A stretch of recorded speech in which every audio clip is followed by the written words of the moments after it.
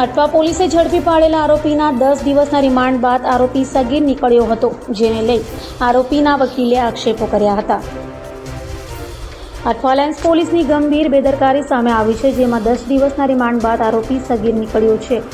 સારી કામગીરી બતાવવાના મોહમાં પોલીસ ભેકડે ભેરવાઈ હોય તેમ ફરિયાદ અને પ્રોડક્શન રિપોર્ટમાં જ અટવા પોલીસની બેદરકારી સામે આવી છે. આરોપી સગીર નીકળતા બાદ હોમમાં મોકલાયો હતો. આરોપીઓને 10 લાખના મેફેડ્રોન ડ્રગ્સ સાથે ઝડપી પાડ્યો હતો. બંનેને કોર્ટમાં રજૂ કર્યા ત્યારે બંનેમાંથી એકની ઉંમર 18 વર્ષ અને 3 મહિના બતાવવામાં આવી હતી અને અટવા લાઇન્સ પોલીસે આ બંને વ્યક્તિને 10 દિવસના રિમાન્ડમાં મેળવ્યા હતા. પિતાએ એડવોકેટ મારફતે કોર્ટમાં અરજી કરી હતી, જેમાં ઉંમરના પુરાવા સ્વરૂપે કોર્ટમાં સ્કૂલનું લિવિંગ સર્ટિફિકેટ મૂકી હતી. ધોરણ 10ની માર્કશીટ રજૂ કરવામાં આવી હતી. બાળકની સામેની કાયદેસરની કાર્યવાહી જુવેનાઇલ જસ્ટિસ એક્ટ મુજબ કરવામાં આવે તેવી માંગ કરાઈ હતી અને પોલીસે યોગ્ય તપાસ કર્યા વગર જ બાળકને મુખ્ય આરોપી બનાવીને કોર્ટમાં રજૂ કરી ગંભીર ગુનો કર્યો છે.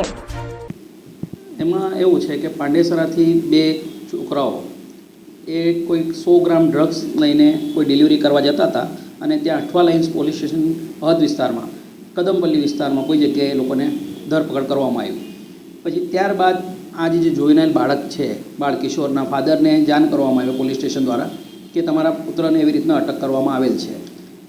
બાળ કિશોરના ફાધર ત્યાં ડોક્યુમેન્ટ લઈને પહોંચ્યા અને પોલીસને કહેવાય કે ભાઈ આ ધોરણ 10ની માર્કશીટ છે અને આ એનું સ્કૂલ લિવિંગ સર્ટિફિકેટ, એના આધારે એની ઉંમર 17 વર્ષને 3 કે 4 માસ થાય છે અને આગળની કાર્યવાહી કરવા માટે જણાવેલું.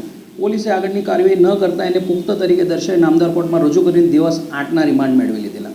પોલીસે 8 દિવસ દરમિયાન પણ એવી કોઈ તપાસ કરી નથી કે ખરેખર એનામાં કંઈ સચ્ચાઈ છે કે આપણે ચેક કરવું જોઈએ કે આ બાળકિશોર ખરેખર એના ફાધર કહે છે બાળકિશોર જ છે. સ્કૂલ પણ પાંડેસરાની જ છે.